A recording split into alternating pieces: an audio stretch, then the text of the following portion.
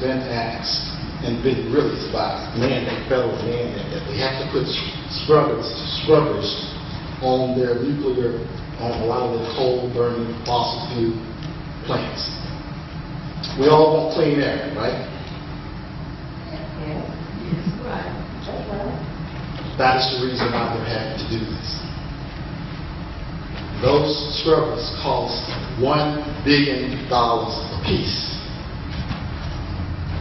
They have already incurred roughly about $8 billion, it'll be pretty close to $10 billion in cost. That is the reason for this request, is to pay for the scrubbers. And I know this is a clean community. We want clean air, and those fossil fuel plants are not the cleanest of all. Now, speaking of my vote, which was mentioned earlier, on the nuclear reactors, we're in a situation in this state that we're going to run out of electrical power. We've grown by over 1 million people in just the last 10 years. Now, I've already told you that we're going to pay for this one way or the other. Because by law, they can pass an increase after the cost has been incurred.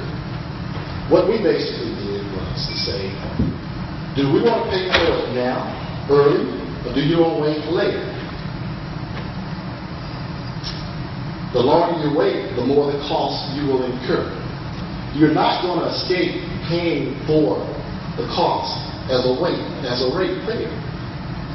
So it's kind of like this. Do you want to pay your house off early, which is what? Cheaper. Or do you want to pay it off the full 30 years? That's going to save you, the rate payer, over $300 million. And upwards to about $1 billion when the project was complete. The other thing about that is, as a rate payer, would you prefer a $2 increase, or would you prefer a $30 increase on the bill? This will affect a lot of our seniors. So the bill that was passed was for the capital outlay, as we call it, or to build the reactors. But you're going to pay less because of paying the interest off much further. You're going to pay for it either way, as ratepayers. We will all pay for it. But do you want to pay more or do you want to pay less? And that's really what I voted for. So the citizens can pay less, particularly our citizens that are on the state. Just for clarification, I'm going to go back and address the question.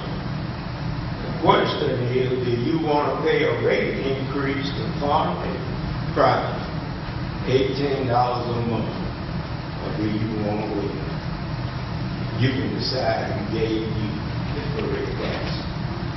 Number 3, a universal health care bill has been passed and signed by the Obama administration, but it has come under attack and subject to suit from several state attorney generals. What are your thoughts on universal health care? Who wants to go first? Yeah, what are your thoughts on universal health care? Do you think everybody ought to have health care, and if so, how should it be funded? Or should some of them go be sick and can't go? Or can you go because you got a doctor? That's what it boils down to. I want to congratulate our President and Congress for what they've done. A lot of people have talked about this, but this is the first administration that has actually implemented and passed a bill and implementing that bill as we talk now. There's no doubt that we need universal health care. The plan that the President has presented will offer. In fact, starting very early on, you will see that you cannot deny the right to have insurance because of pre-existing illnesses. That is very important. We all have heard of those stories of individuals who are ill and all of a sudden they get a notice of cancellation policies. This plan is not perfect. There's not a perfect piece of legislation out there, but it is the beginning of what I feel will probably save billions and billions of dollars. one of the highest costs that people incur so often, one of the largest reasons for bankruptcy is medical expenses. We have over about 1.3 million people in this state that need insurance right now, and this is the beginning. And I'm so proud that we have something. And as far as what you see on the national scene, it's all politics. It's all about not making this president successful. And if he's not successful, that means that the things will happen in this election, this midterm election, and then in November. And that's really sad in this country, you all. When people put politics above the citizens of this state, a party above the citizens of this state. But I'm so glad that he's a strong man. We have men and women up there that are making the right decisions about what really should be a right. Because we will pay for it either way. When people go to Athens Regional and other places, that's the reason why I was playing racquetball. I got a Tylenol. It was $5, $4.96. And I got stitches over my eyes, by the way. My long-lifelong friend of racquetball for 30 years happened to hit me with the racket. And went to the emergency room, got about 3 stitches, and I was asking about everything, how much it was going to cost. I'm going to even take out my own stitches now. They gave me a little kit, so I don't have to go back. But the cost is passed on to us. That's the reason why you pay it. That's the reason why Athens Regional and other hospitals are something to the tune of $50 million a year they write off. We can't sustain this system that we have currently. This is the beginning, and I think it's going to help so many people. The sad thing in Georgia, all the insurance commissioners that are on the Republican side have said that they don't want this. They're not going to approve it.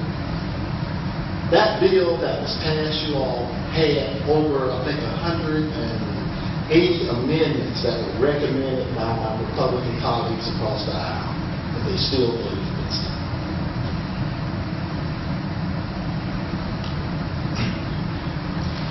I too am thankful to have been alive at that historic moment when we passed the health care bill. I gathered my sons around and my husband, we were watching that because I told them, I said, this is something that you need to remember, that you were alive to see, because it is a historic moment. And it's something that, as we have worked to have a right for education, clean air, and clean